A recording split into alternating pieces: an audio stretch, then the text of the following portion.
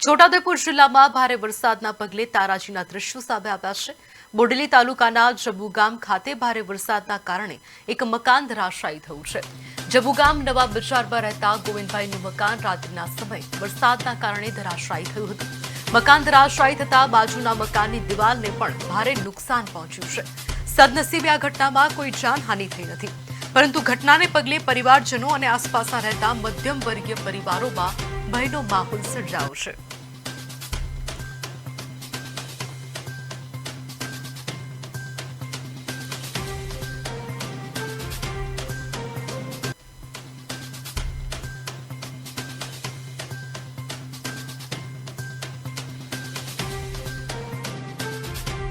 પૂજાભાઈ તળવી અમારી અટક અને બાજુનું મકાન પડવાથી અમને બહુ નુકસાન, એને મારી છોકરીને વાગ્યું છે। શેના કારણે બાજુનું મકાન પડ્યું? વરસાદના કારણે 2 દિવસથી વરસાદ બહુ ચાલે છે। તમારી શું માંગ છે?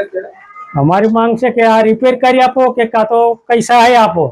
2 દિવસથી વરસાદ પડવાથી બાજુનું મકાન પડી ગયું, તે એમને નુકસાન છે, અમારે બી નુકસાન છે।